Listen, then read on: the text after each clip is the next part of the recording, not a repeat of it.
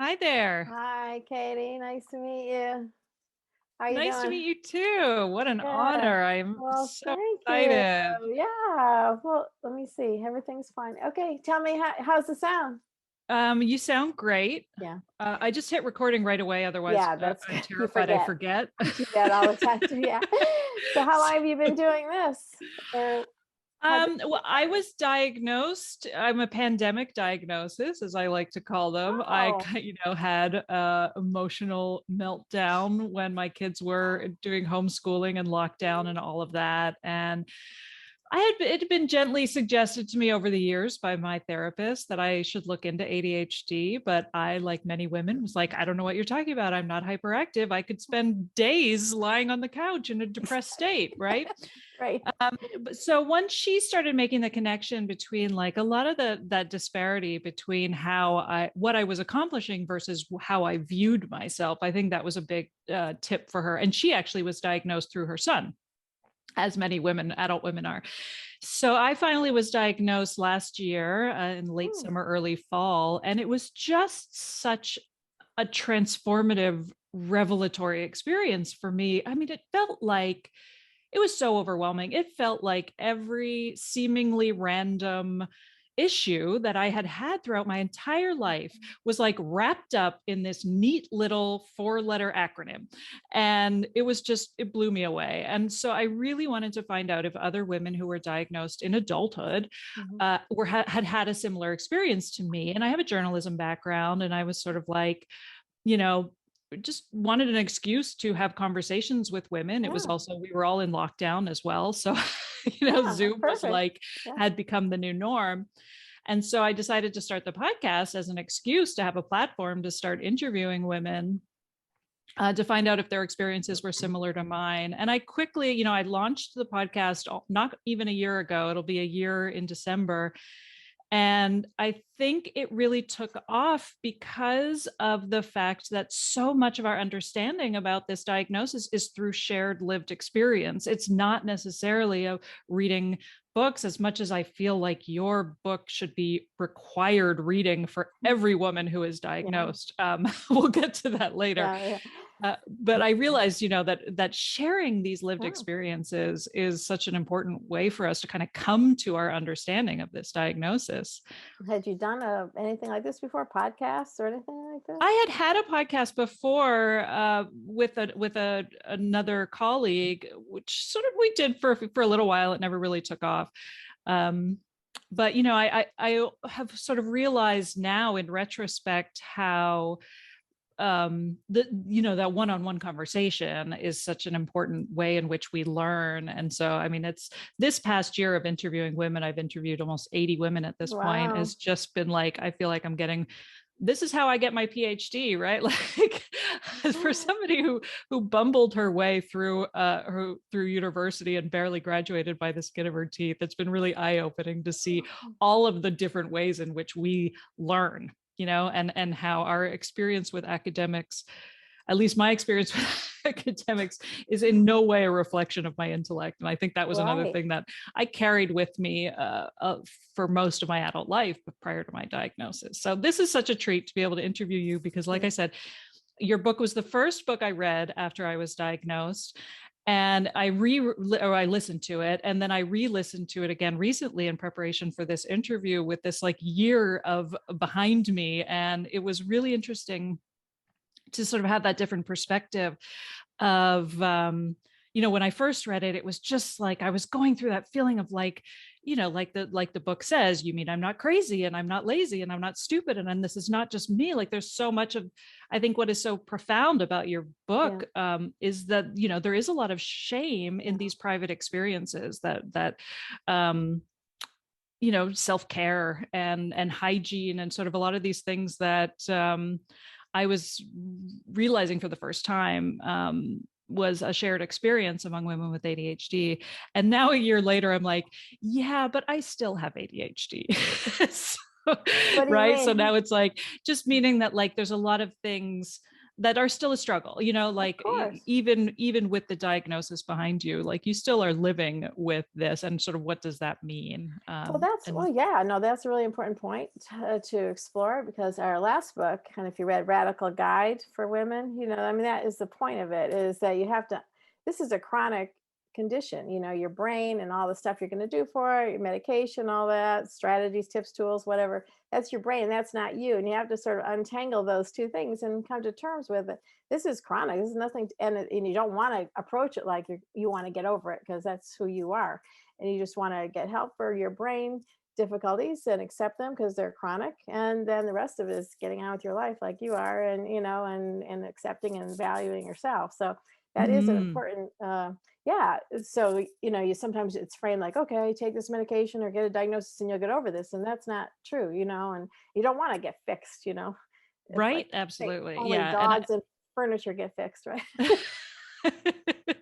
Yes, and I sort of feel like there is so much literature out there that comes, you know, that it revolves around that idea of like, we'll cure it, you know, and get out, you know, master your ADHD, and a lot No, of that can be right. really problematic. It is. That is the most problematic. So that's why we wrote that other book, which is really helping a lot of women right now. Because, you know, I wrote the first book in 95. Originally, it was published, and so then this is years later. The Radical Guide is to disavow women of that, of what you just said. You know, Right. like, what is the goal? Yeah, the goal is not to get over who you are, and, you know. So yeah, we'll talk Mhm. about all that. This is, so you said we're going to video as we talk, but you're only going to release the audio, right? I'm only releasing the audio. I do sometimes use like 1 minute clips here and there as teasers on TikTok or, you know, on Instagram, but the full one is not. I don't air it anywhere.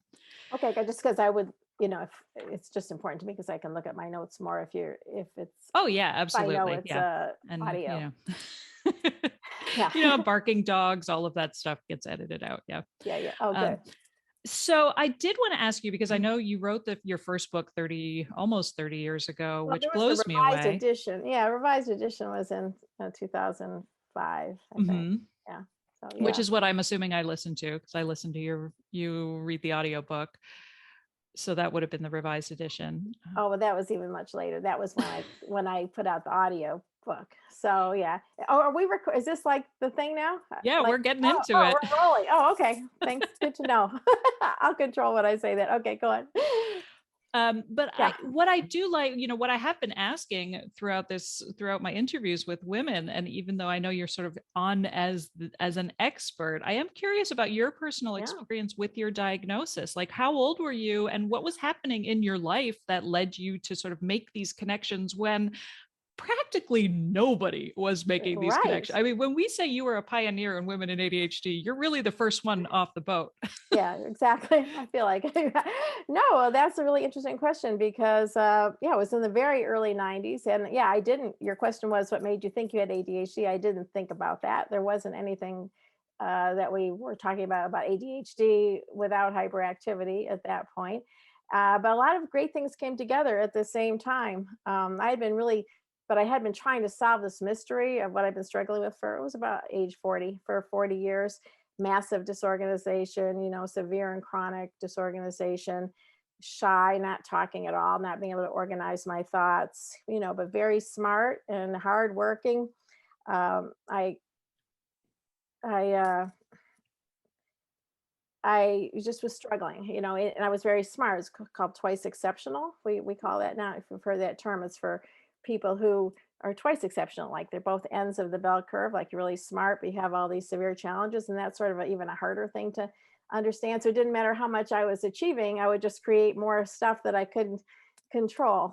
And I was very frustrated. And so, but I wound up at a counseling agency, and they had a special program for adults with learning disabilities, but it was in a counseling agency. So I always was looking at adults with differences like this in the context of who they are and their self and their relationship and their self concept. So it was just a lucky place that I ended up.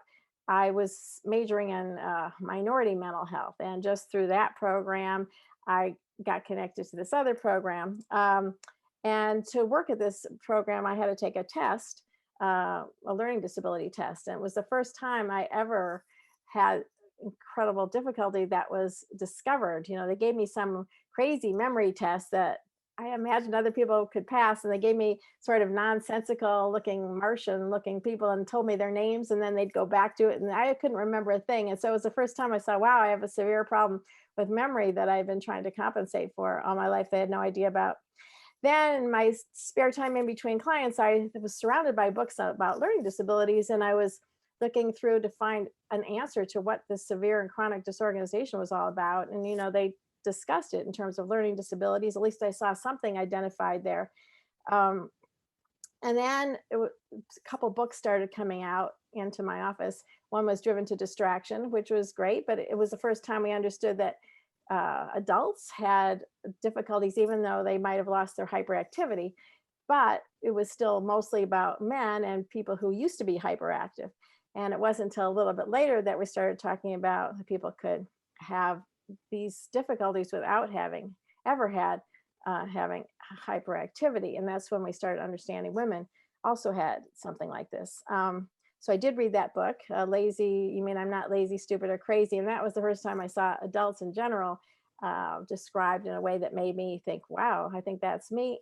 I went to a conference cross country, the first ADHD conference in Ann Arbor. And it was hundreds of adults for the first time gathered together. And it was the first time I described that in my book, how I saw that adults pass for normal outside, and that I was too. And that this is the first time people were just like, women were just like going through their purses and throwing all this stuff around and like interrupting and, writing on their hands when they want to remember something. It was like the first time that everybody was with their tribe. And I understood this was a real thing. And then I did take I had a diagnostic evaluation at that point, a complete neuropsych evaluation. I saw this huge split between my performance, which was really low, and my verbal, which is extremely high. And, showed some of the difficulties with working memory and all these other organizational issues. But basically, I couldn't stay awake. I had sort of like this borderline narcolepsy my whole life. I couldn't stay awake, a very sleepy brain. I couldn't, women's stuff, I couldn't go shopping. I couldn't go to a grocery store. I was so overwhelmed all the time by all the sensory input. I couldn't filter out, even at that point in the agency, I couldn't imagine people were sitting at the staff table writing notes and talking to each other, or like going from one room to another. It was just demands for notes and noise from outside. I was just like, it was a nightmare, for me. I didn't know what was going on. And then I really had a dramatic response to even a small amount of medication at that time. And I started talking, I started speaking up in groups, I started organizing my thoughts, I stayed awake, and it really, just a little bit of medication really helped, change my life.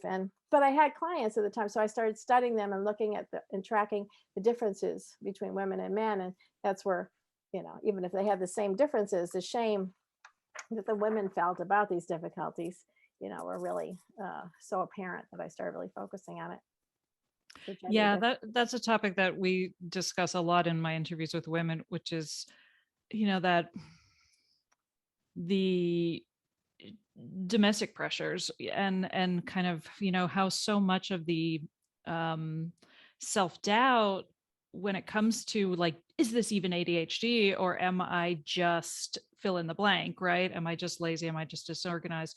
I think, like so much of it comes from just like, I feel like a lot of the time I'm like, maybe this isn't ADHD. Maybe I'm just a feminist living in this misogynist country. We've dealt with like the trauma of living in a post-Trump era. Like, I feel like so many of the specific issues that women are facing come down to our role, our domestic role, our role as wives, our role as mothers, and the expectations, the domestic expectations. That's what my book really focused on. And I think that's why it was so popular. Besides people identifying themselves and understanding shame, it was about what happens when women feel they can't meet these cultural roles. So it wasn't just this era, it was all the way back.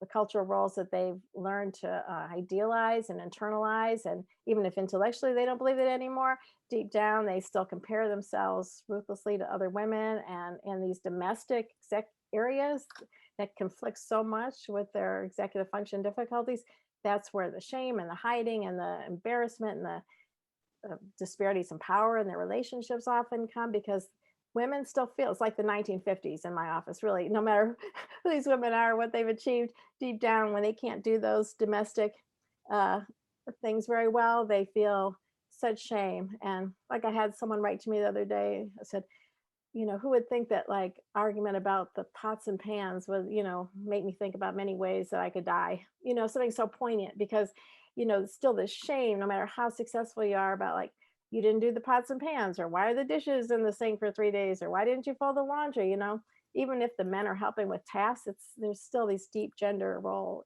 feelings of failure when women can't do these things is the same way or easily. And so it's really hard for people to understand. Yeah, Mhm. you as a woman and people you live with. Right. And I think so many of us come to this diagnosis through recognizing that emotional toil, or the emotional toll of being undiagnosed, right? And living this life kind of undiagnosed and not understanding what is actually going on. And so you're beating yourself up. And so, but then at the same time, the DSM has nothing about emotions. And so again, it's like I feel like it you we're going in circles in terms of like how hard it is, how hard it must be to educate women as to what this actually is.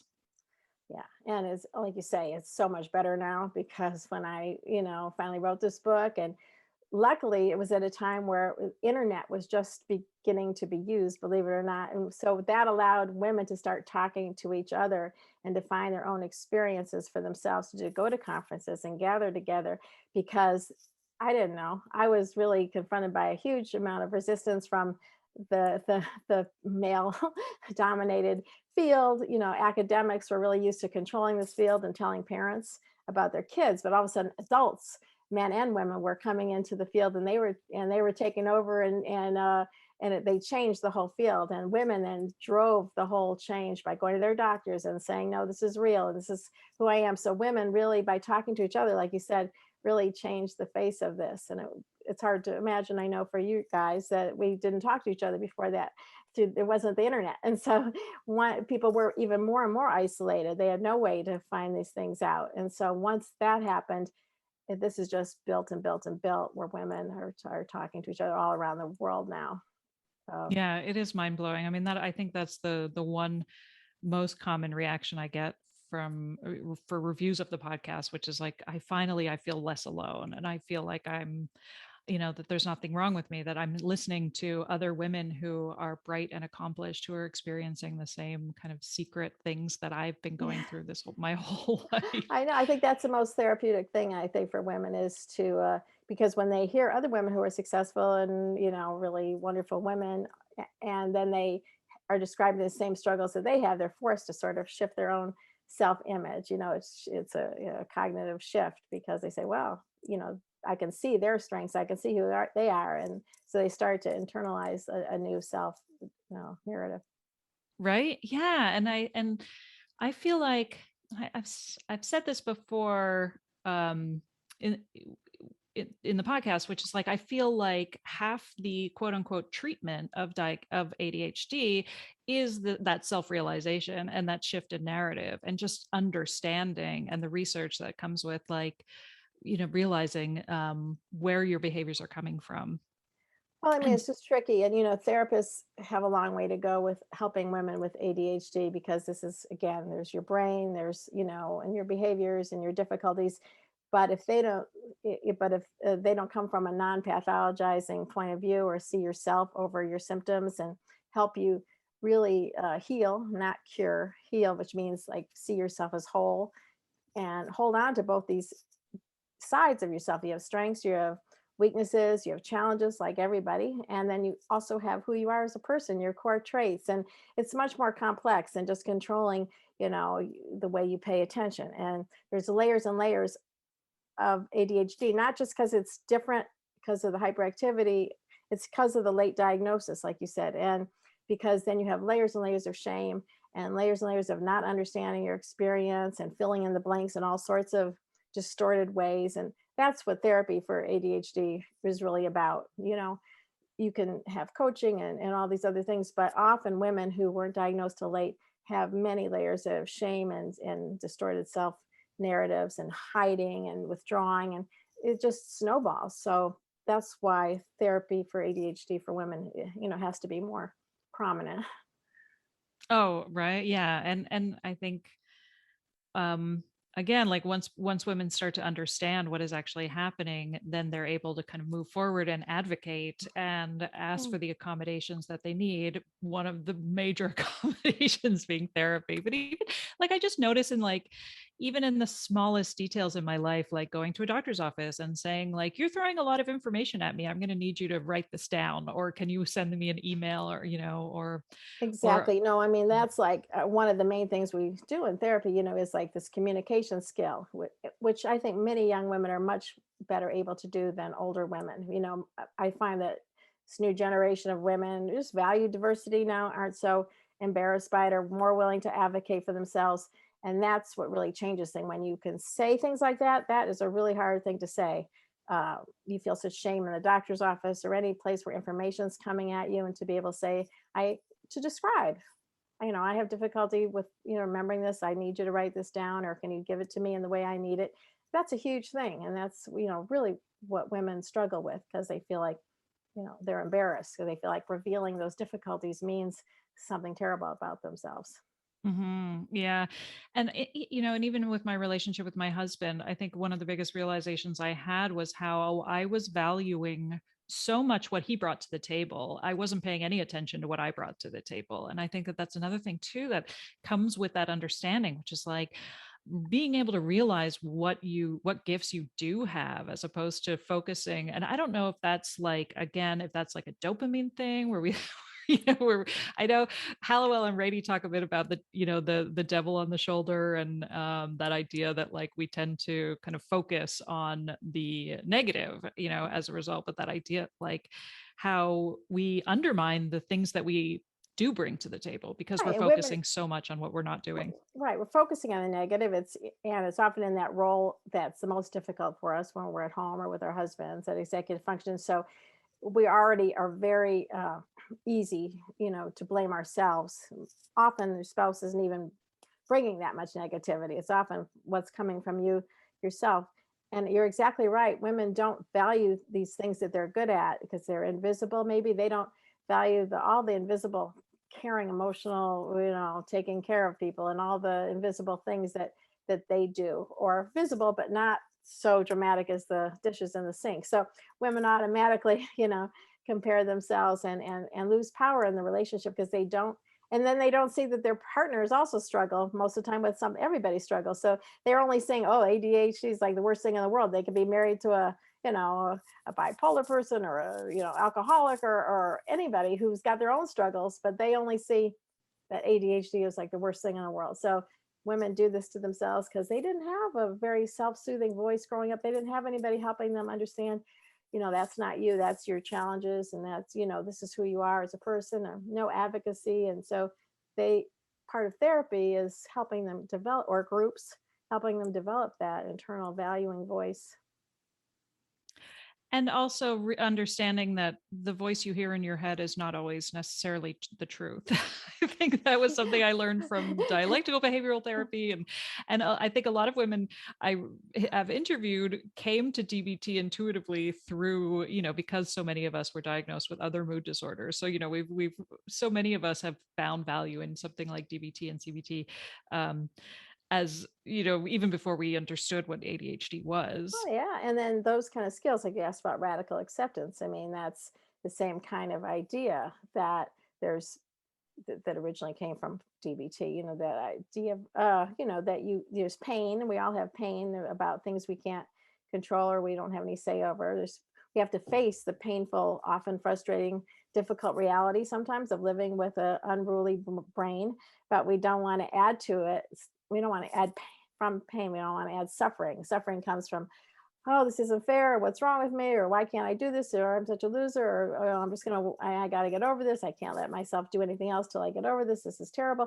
So all the stuff you say to yourself about your ADHD is what moves us from pain to suffering. And that's what, radical acceptance is about, just facing the reality of what you're dealing with, and figuring it out, what you need to do, and then accepting the difficulties, and then not being engulfed by it, and not avoiding it, or disowning who you are or not running away from or fearing who you are. I mean, living with ADHD is tough enough, but it's not half as tough as this feeling of disowning who you are and wanting to get rid of who you are, and avoiding all of life because you don't think you're entitled to to embrace it all because you have clutter or difficulties all around you, or you can't, do domestic things very well. So it takes a lot of work to really accept and hold both sides of all sides of yourself.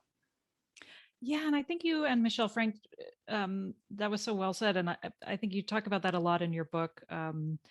The difference between radical acceptance and just not being open to improvement, or what's the word I'm looking for, like just feeling resignation almost. Well, yeah, that acceptance, people are afraid of that word. They think it means resignation or just settling for something less or passivity. And acceptance is like the most active, hardest thing you'll ever do. And it's ongoing and it's constant, whether it's ADHD or other kind of adversity. So acceptance is a very active process. It's not what people think. And you can do whatever you want. You might not be able to do it in the same way that other people do, which might lead you to a very unique kind of experience because you have to work around in a different way. But it certainly doesn't mean that you're going to have to be held back. You're held back by pushing away who you are and hiding who you are. That's what holds you back.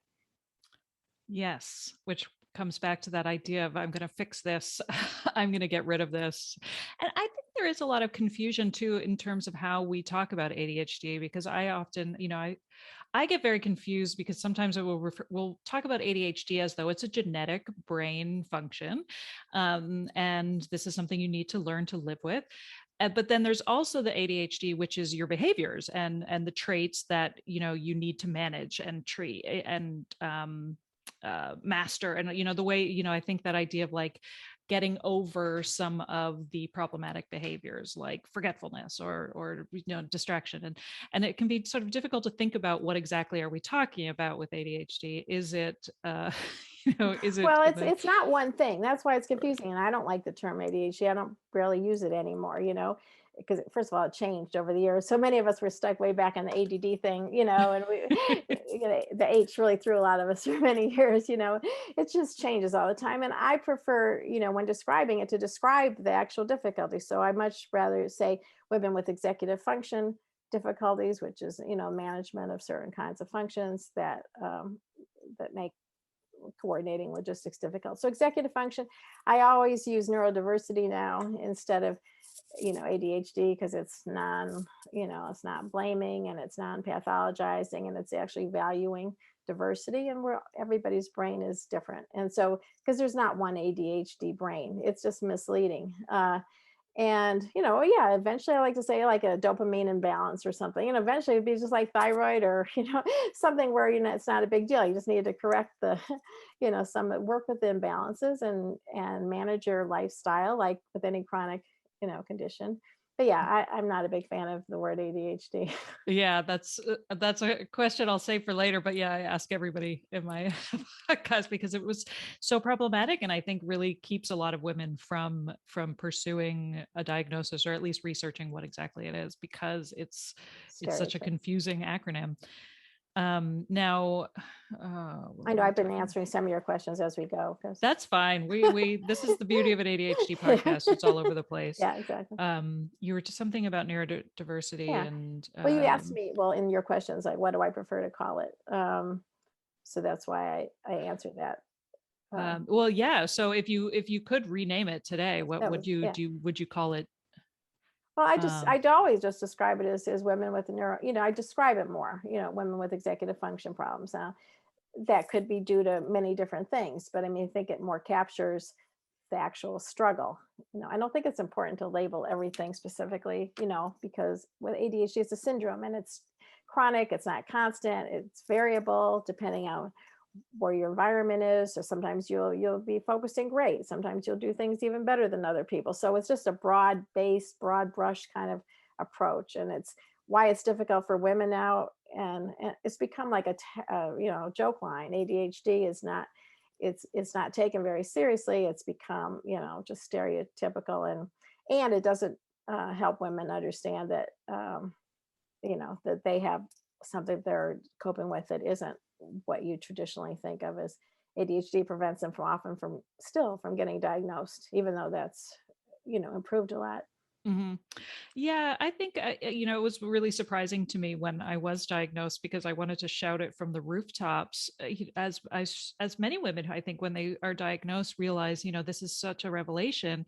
And the general reaction when I said I was diagnosed with ADHD was, "Oh, I'm so sorry," as though I had said I was diagnosed with a Cancer, right? terminal illness, Well, right? yeah, no, and that's why I say it becomes something that you excise like like a mole or like a cancer or something. Like that's how it is thought of. And it's, great that you had that impulse to tell people, because most older women, or in the old days, whatever, most women were hiding that, like, and so because of the reaction that often from people have from the media or from just other stereotypes, that ADHD is this crippling, terrible thing. Mhm.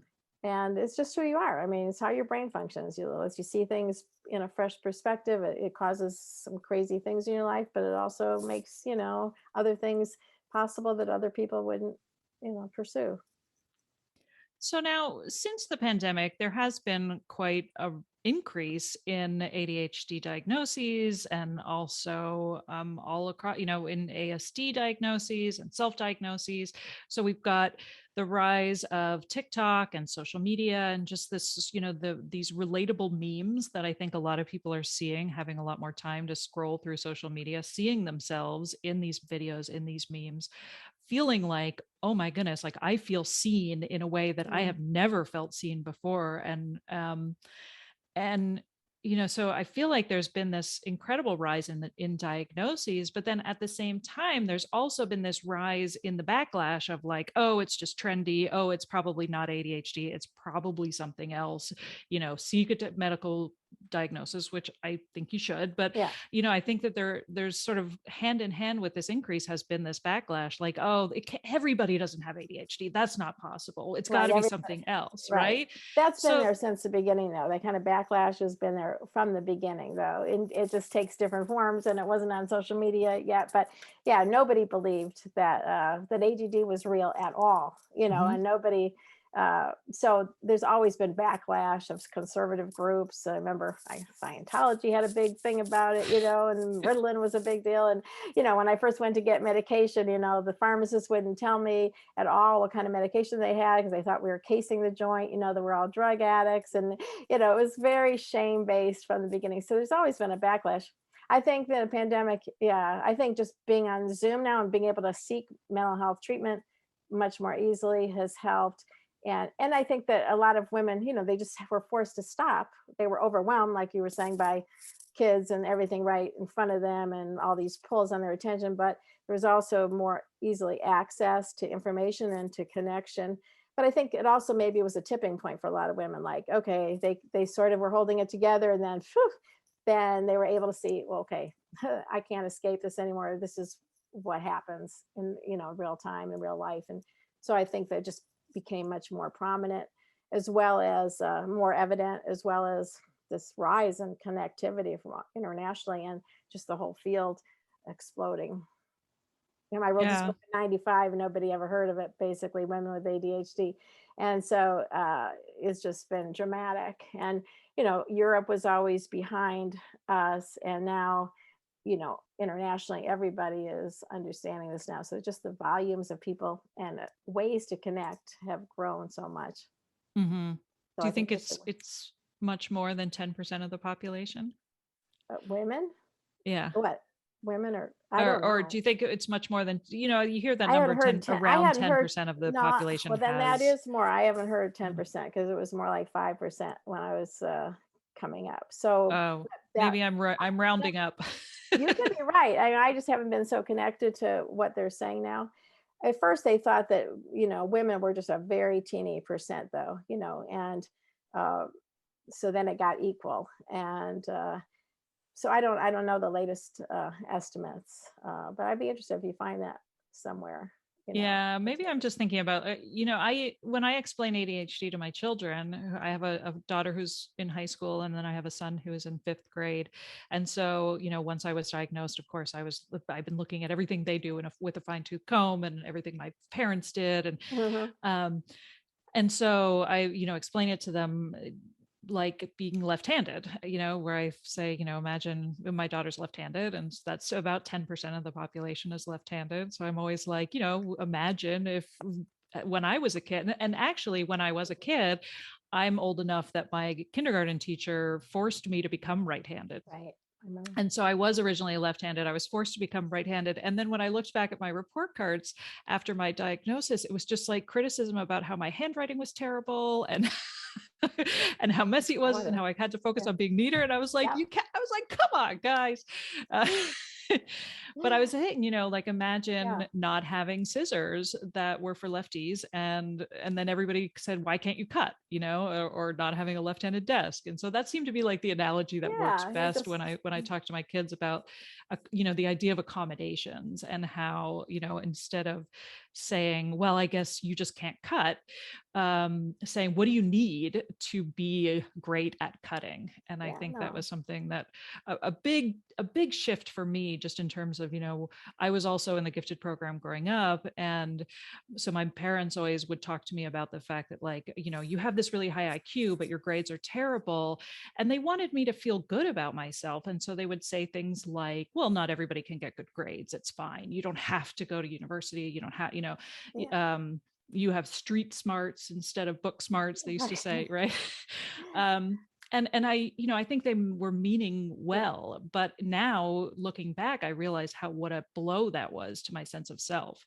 Right. And making And it impossible for you to really get an accurate view of who you are and what your actual abilities were. And so I was saying it's so important to be able to see that whole picture, not just say, oh, you're smart, or no, you're not capable, but to be able to say, and, yes, and is a really important concept, that these are all both true, and everything can be, many things can be true at the same time. And so I think that's when, like you said, when you're smart, well, for girls, that's why they don't get diagnosed. Whether they're often they're not stereotypical. There's, if they're smart, and they have a structure around their house or at school, or they have support, or they're compensating or internalizing and being overworking, perfectionistic.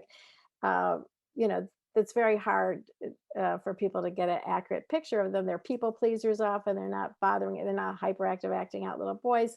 And then often, eventually they become depressed or anxious when they're women, and then that's seen and treated, or not. But often that's secondary to the ADHD, and when that's understood and treated, then the depression, anxiety often, are much better or go away. Imagine coping with all this stuff without knowing it. Of course, you're going to be depressed and anxious. But at some point, women or girls, they don't hit a wall usually till later if they are smart and inattentive. Because, but when they go to college sometimes, or even, after college, when they get married or have careers or children, at some point they're not able to manage, like other people maybe they were able to be like earlier, and then they hit a wall, and then they don't know why, what just hit, even though it's been, uh, they've been controlling it or compensating their whole life. At some point they hit a wall, and then they get diagnosed if they're lucky. yeah, I'm the youngest, and only had older brothers, but I'm amazed at how many women I have interviewed so far who had siblings who were diagnosed with ADHD and showed more stereotypical, hyperactivity, disruptive traits, and they were labeled as like the good kid, right? So they were Right. the ones who the parents were grateful. They're just like, oh, you're easy, you're not a lot of work, thank you. And they held, and then they sort of developed so much anxiety, and like you said, that people pleasing, and like the pressure to be the good kid who held it all together, and then at some point all exploded. Right. Like, not, I don't want to, it's my job not to bother, my parents are already have their hands full. They say, yeah, that's very common. And so they just keep it inside, and the boy gets treated, and everybody understands what's going on. And there just takes many more years for anybody to understand. They just get lost or hide. And and nobody understands the difficulty that they're dealing with.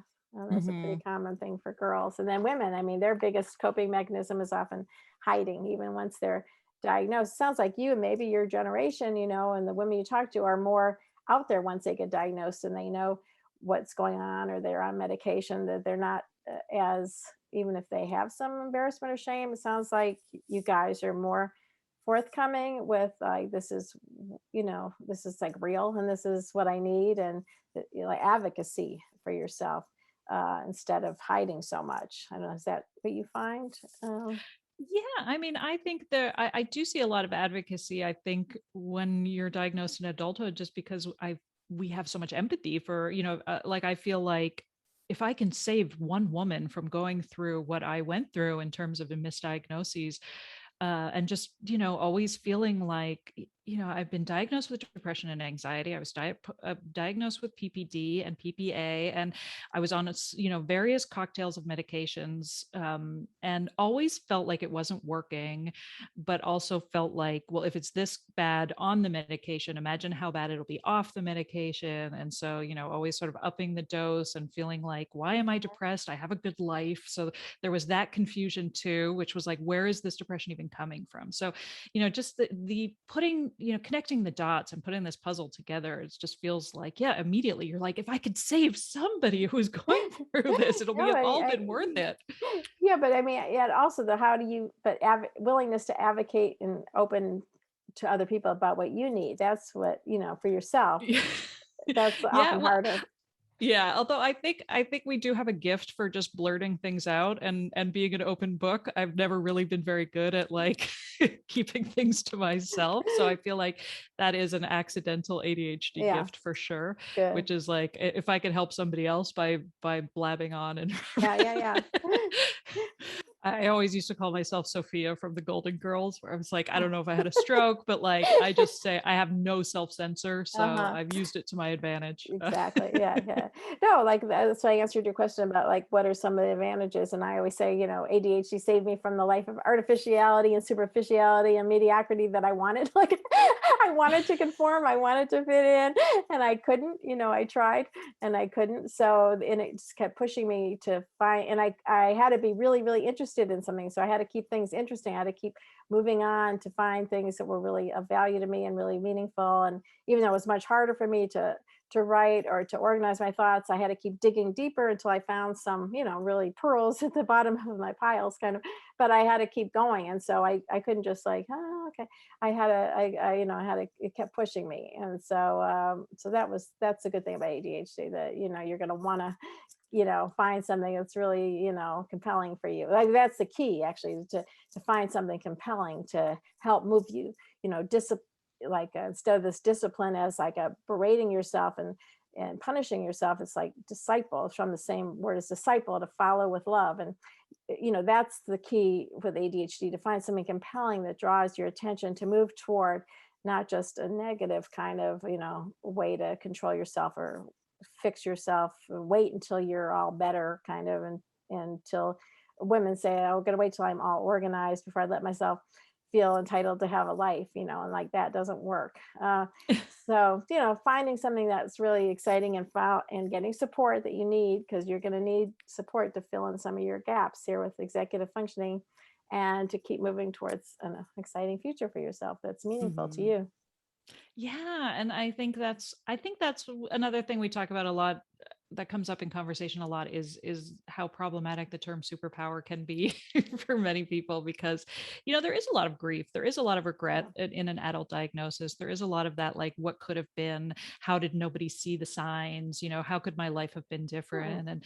And so what I love about your approach with the radical acceptance too is that idea that like once you see yourself, and you can start to once you understand what is actually happening, you can start to lean into your strengths, and you can start to see your gifts, and then it's like you do radically transform in terms of who you are, and you can kind of look at it as a superpower in Well, its, but you know, you can yeah, appreciate you it can for so many appreciate of it. the gifts. Yeah. But it's also really important to point out, like, it's not like, oh, it's a great gift. It's not just a great gift. It's, you don't want to underestimate or undermine, or non-validate the really high level of difficulty it is to get to that gift. So that's why I said it really has to be all yes, and it can't just be, oh, this is great, because it's difficult. And so you got to really, that's part of the superpower too, to say, okay, well, what do I need to make this, engine go? I need the fuel, I need the support. I can't go on this journey all by myself, kind of. So yeah, to not, if you're getting help, you want somebody who can help you see your gifts and your strengths and help you move toward that, but you don't want to underestimate, the difficulty level. Oh, I love that. Um, so yeah, I mean, I guess my last question is, what do you love most about your ADHD? Oh, well, that's sort of what I said before. Like, I answered the question in advance. I mean, what I have loved about it is, like, yeah, it made me have to keep going to find a Mhm. unique way to live, that I couldn't just settle for an ordinary life, because I couldn't. I tried and I couldn't do it. I couldn't, I graduated college a long time ago. I went home, tried to become a housewife, which is a joke. But I think I would have, I was trying to do all that for about like 3 months. I got married and I tried to like play that role, and it was like a nightmare. And so I couldn't do that, luckily. And it was many more years before I understood why. It was very difficult, but like I said, it propelled me to keep trying to search. And I would hit a barrier, and then I'd go another way, and it made me keep going. I didn't know what else to do.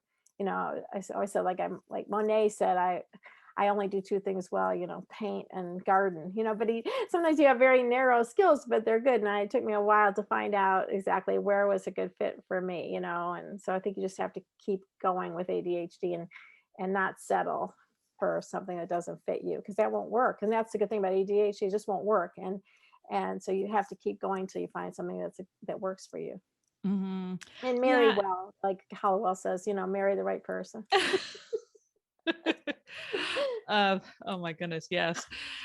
And I think, intuition is something I think that is such a muscle to build when it comes to following your gut and kind of going with, like you said, like what you're compelled to do. And I think, intuition is something that when you have lived your life undiagnosed, you really kind of stop listening to yourself. You're told that you're doing things wrong by your teachers and by society in so many different ways that I think we tend to lose touch with our intuition. I think that's such an Oh, important thing to rebuild as an adult. right. Right. And you usually have really good intuition, once it's released, but I think it's mostly also because you're just coping so hard. I mean, it just takes all your energy to, when you're undiagnosed or untreated, and you don't know, it's like going through some jungle and you don't really know what's going on or the way out. And so it just takes tremendous amount of energy. So you just don't even have the luxury of, oh, well, let me stop and see what I want or where I want to go. You just keep going. And so I think that's what happens when you find the right person to help you, or the right medication, or the right group of people. Then you can, sort of see the light, and then you can sort of find your way through it with your intuition. Hmm. Trust Well, yourself it's again. Yeah. incredible. And for me, this has been such an incredible journey, Good. and I look forward to learning more. Sometimes I feel like the more I learn, the less I know about ADHD, but That's because because it's it's, so limiting in that name. What you're saying is, the more you're learning about human beings. I mean, really, when yeah. it comes down to it, we're all human beings. We all have differences. We all have things we do well, things we are challenged. And so I think the bigger and broader lens, as you get in this longer and longer, is like, okay, here's a diverse human being like all of us, and what works for you, and what do you need to become more of who you are more easily. Hmm. Beautiful. Now with the workbook, the radical guide for women with ADHD is, it feels like it's a book club. Do Yeah. women have book clubs around this radical guide? Do you Yeah. have an official outline that you offer? I don't, we thought we would do that right away, but a lot of people just started doing it. So like ADDA, who's the National Association for Adults with Learning with ADD, ADDA, Mhm. ADD.org, they have a book club there that someone leads, based on our book. A lot of people use it I use it in my groups. I don't use it as a strict workbook. I use a lot of the I pare it down a little bit so to make it more easy to use. But yeah, it can be used in a lot of different ways, and people do use it all over the place. And yeah, we never got around to like licensing that or whatever. And I would hope if people use it, have people buy the book, but people are using it, and I think it is a great guide. But because we like it, because it's not just about ADHD, it's about you as a woman, and a lot of it's these gender issues for women not claiming space for themselves, not taking a center stage in themselves, not using their voice. And all women have these issues, and for women with ADHD, it's even more important to claim that space, even though you're still disorganized or struggling. So that's sort of the key. Don't wait until you're over your ADHD. That's my final thought, because I see people in their 70s, 80s, they've waited their whole life, spend 7 hours a day trying to figure out how to cook dinner, or how to do this or do that. And, they waited. And now, you don't want to wait, because that's not going to help you, have any extra energy or any more excitement, or it doesn't help stimulate your brain to just focus on everything that you're not good at all day. Right. Yeah. I feel like that's one lesson I need to learn more, which is like, you don't have to be at your wit's end to ask for help. I think that's something that we bring on a lot as women too, that I feel like I have to do all of this by myself until I am literally at my breaking point. Yeah, no, you don't want to do that. Yeah, asking for help is a huge issue for women with ADHD, and maybe for all women, but for women with ADHD, they feel like that is like a reveal about themselves that they don't want other people to see. And so even with kids, this idea of, fostering interdependence and saying, I'm not very good at this, I'm good at this. Or how about you go do this with your aunt and I'll do this for them. And just, how can we all help each other? And we all can value diversity, and we all have difficulties, we all struggle. So moms don't have to hide this terrible secret from their kids. And they always say, I don't want the kids to be like me. But, if they do have same, traits or tendencies, you don't want them to feel like you're saying shaming or about them either. So you can say, yeah, this is what I do to help myself. This is how I value differences and difficulties. And so we're all in this together, kind of, would be the ideal. That's beautiful. Like I said, I feel like with every diagnosis, your book should be the prescription, required reading. Well, therapists have used it for many years. I mean, that's sort of what helped get it like launched. And I do want to, put a plug for my other book too, which is sort of lost in the shuffle a lot, Journeys Through Adulthood, which I've just got the rights back to now, and I've just put out on audio tape. So I'm promoting that now because it's hard to find in the hardcover, in the print cover now, but it's just been put out in audio. And so that's a great book. I wrote that in the middle there about, it's for men and women and mental health professionals, about, what happens after you understand your brain. Then what about that search for meaning and identity? And then what happens when you get successful? What's that crisis of success about? Then how do you control things, that double-edged sword about, okay, now I'm doing well, but now I'm just creating more things to, control. And so that's a really good book too. So those 3 books, I think they're all on audio and on Kindle. Awesome. Yeah, I almost exclusively listen to my books, but that's good to know. So I will put a link to that in the episode notes as well. Yeah, good. Okay, well, you'll tell me later when this is going to be out there, but this is going to be airing on December 6th, which is my official 1-year anniversary of the podcast. So what an honor. Thank you. I'm glad to be part of that. Oh, are you kidding? The honor is mine. This is such a treat. And I feel like such a wonderful, celebration for me for this journey, to be able to pick your brain and have you. Thank you so much for sitting down with me and I know it's really talking fun. about It's this. amazing that you've just been a year. I mean, you obviously look like you're just owning the whole field here. I mean, like, you learned so much and you've helped so many people even in 1 year. It's amazing. Well, yeah, that's what I mean. I'm like, this is hyper focus at its best, right? Exactly. Yeah. Well, thank you so much, Katie. Yeah, thank you. It's been a real pleasure. Okay, well, take care. Okay. Bye-bye. All right, we can talk off. Okay. Okay, bye.